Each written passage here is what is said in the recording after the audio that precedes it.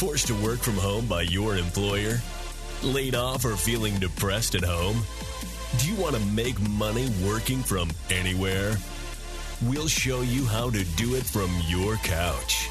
It's time for another episode of the Work From Home Show. Coming to you from their homes in Austin, Texas and Tampa, Florida, here are your hosts, Adam and Naresh. Hey everybody, welcome back to another episode of the Work From Home Show. I'm Naresh Vissa with Adam Schrader, and today we have Ken Honda with us. He is an international bestseller of the book Happy Money, The Japanese Art of Making Peace with Your Money. It has sold extremely well here within the United States. It's been translated into multiple languages, and it has excellent reviews all around the world. So Ken, thank you for joining us on the Work From Home Show. Hello, Naresh and Adam. I'm so excited to be here, and thank you for the invitation. Yeah, Ken, well, we want to start the discussion by talking about your journey and your story that brought you to the convergence of money, business, spirituality, and self-help. Explain more. Thank you for asking. I was born in Japan, Kobe, Japan, and my father is a very successful tax accountant. So since I was 4 or 5, my father took me to a near shopping mall and asked me questions like, which store do you think is making most money? So he started teaching me money and what I needed to know. And by the age 29, I was financially comfortable enough so I could retire for my baby girl. And I retired for 4 years. And during the age of 29, you retired. That's like the dream. Yes. And for 4 years, I concentrated. My wife and I just did nothing but raising our beautiful daughter. And during the semi-retirement, I got this vision to write a book, which I did after a struggle because I had no background of writing. And I became a national bestseller. And since then, I have been writing books, so more than 59 or 60 books, and sold about 8 million copies by now in the last 2 decades. Wow. Can you talk a little bit, you say even as a child you saw the difference between happy money and unhappy money. Can you talk about that a little bit? Yes. My father saw his clients on weekends. So my father's clients visited our house, which is outside of Kobe City. And I was asked to bring tea to my father's clients, and I was 8 or 9 at the time. So they thought, like a little boy, cute boy, thank you for the tea. But I asked preliminary questions for them, like, how's your business? Do you have enough employees, or how's the ROE and ROI? And I shocked them. So I was it was fun to see puzzled faces, because you don't expect 9-year-old boy asking you about your business. So by asking adults, I kind of secretly observed them, how they're doing. So my father always asked me to see what kinds of shoes they have, expensive shoes or cheap shoes, nice cars or not nice cars. So I was very aware of what's going on in the adults' world since I was very small. Going back to your retirement at the age of 29, can you just expand on that, how you were able to do it, and just give further details? Yes, I started very young. And I started a consulting accounting business, and I helped many clients market so well. So I was a great marketer. That's why I could sell my books as well. I was an expert on word of mouth marketing.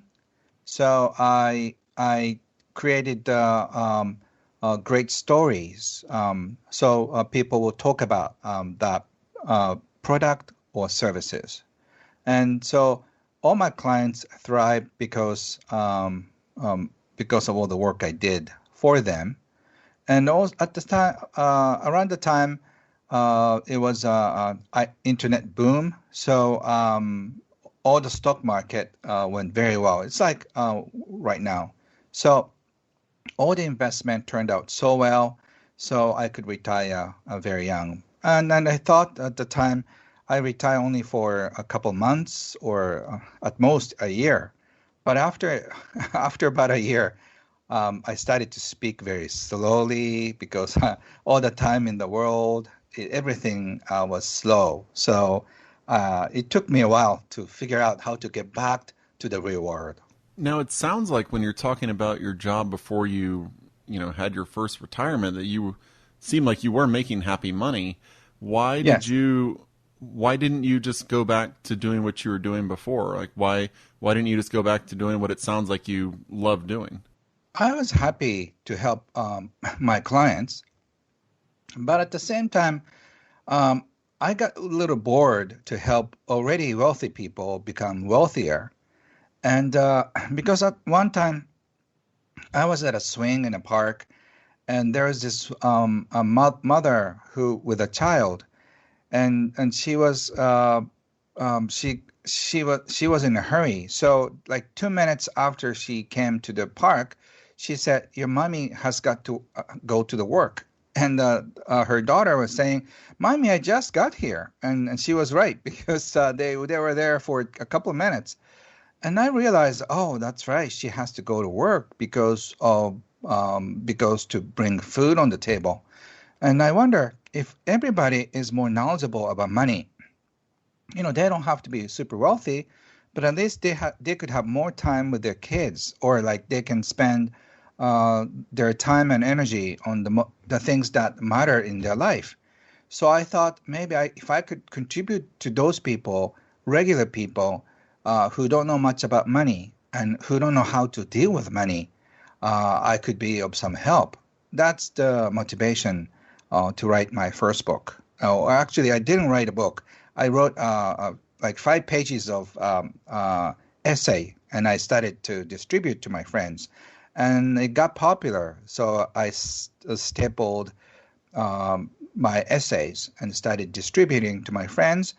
And eventually, I hired a printer, and I gave away 3,000 copies of my booklets, and another 5,000, another 3,000. And by the time I gave away about 100,000 copies of my free booklets, a publisher called me, and they asked me to write a book. That's how I became an author. Talking about spirituality, give us your background in, I guess, religion or philosophy, and how you apply that to money and business. Thank you. That's a very interesting question. As you may know, Japan is most people are Buddhist, and at the same time, our Zen Buddhist, right? Yeah, Zen Buddhist, Buddhism, and a little bit of Shinto. Yes, exactly. And my mentor was a Shinto priest, and also my mentor, Wahei Takeda, who's called Warren Buffett of Japan, is also a Zen Buddhist type of teaching. He liked Zen type of teaching. So even though he teaches about money, investing, his philosophy is more like a Zen Buddhist type. That's my background. So you talked about how when you were 9, you were working and talking with the business people that were coming to your house, and your dad was telling you to kind of look at their shoes and to do those kind of things. There's so many families that don't talk about money. They don't talk about money with their kids. They don't even really talk about money with their significant other. Why do you think we've created this environment, not just in the United States, but like around the world? There's just this environment where people don't talk to their kids or their loved ones about money. Like, I don't know I doubt many of my friends have talked to their parents about, hey, where is your money? If we need to put you in a nursing home, like, where are your assets? How can I, how am I going to be able to help you? Like, that just doesn't happen. Right. I think it's something to do with taboo. I think there are two taboos, like sex and money. Those two things, people are embarrassed to talk about it because it's related to our basic needs and desire, and sometimes greed. So we often want to hide our greed and also our needs, and so we're genuinely embarrassed about admitting that even we have one. So I think in every culture, money is somewhat forbidden to talk about it. I think it's more so in North America because some culture, people are more open about financial issues. So I think, for example, Japan, people are willing to talk about money more than sex. So sex is more taboo in Japan. And I think obviously in my family, money was not taboo at all. So we openly talked about money and investing. And I'm sure some American families, like if your parents are both entrepreneurs, all they talk about could be money. So I think it's up to the family. As far as talking about this money goes, it requires, I think, mental stability and people to be at peace with their money or their business or themselves. So what types of people are most at peace with money, would you say? Yeah, that's a great question. So that's what my book title Happy Money comes in. Happy money is money that makes you feel joyful and happy. Like grandmother gives you sends a dollar in the birthday card to you. That's happy money. You feel so like happy, even if it's a dollar. Even if it's like $100,000, it just gives you a joyful feeling. And on the other hand, when we pay bills, we feel like, ooh, I don't want to pay. So a happy money is a joyful money. So it doesn't matter how much you have or how much you make. As long as you have a beautiful relationship, healthy relationship with money, you're happy in general. Because money and life are very identical. If you're happy with your money, you're more likely to be happy with your life. Now, when you say you're happy with your money, does that mean, are you talking about finding peace both with your paycheck and your job? Or is it just finding peace with your job? Or, which one is it? Or is it both? Can you go into that a little bit? Yeah, I think it's both. It's more of your attitude. If you can appreciate money coming in, and if you can appreciate about your job, I think you're happy in general. But that doesn't mean that you will stay in a job that doesn't pay you well. But as long as you keep appreciating what you have, a better one will just be on its way. So instead of complaining about your situation, you can be appreciative and then start attracting better things to your life. So focusing on appreciation is far more important than complaining about it and doing nothing. As far as viewing money and personal finances go, what are your recommendations on how people can reinvent the way they view money and personal finances? First of all, you have to know who you are with money. I always ask, what kinds of money personality are you? Are you a gambler? Are you a saver? Are you a warrior? Even though you're born and brought up in the same household, your siblings became a totally different people because of the money personality type. People love making money. People love saving money. People love wasting money. I call them spender. So they spend on parties, they spend on clothes, they spend on vacations and expensive stuff. So no matter how much they make, at the end of the month, they have to worry about making both ends meet. So, and you worry. My mother was like that. So she is constantly worrying about money, even though she had enough money. So you have to identify who you are because your money personality type controls your life. If you're a spender, you cannot stop spending. And if you're a gambler, you cannot just stop investing in a high-risk investment. So to have peace with money, I think you have to know who you are first. So when it comes to raising kids, how do you teach happy money to kids? Is it just setting just by example? Do we need to educate them somehow? Like, what's kind of the best way to raise kids or lessons you can teach your kids? What are you doing with with your kid to teach them to have happy money? Ideally, kids should know that money can be both happy or unhappy. It depends on who you are. My father one time told me, I was scared. I think I was 8 or 9 at the time. He showed me a coin, and then he said, money has two sides, God and evil. And the way he said it's really scared me because, if you're 8 or 9, you kind of know there are bad people and good people in the world. So, and he said, money can draw the best of you and the worst of you. And if your child is small, I think I will probably show them how good money can do in the world and how fun money can be.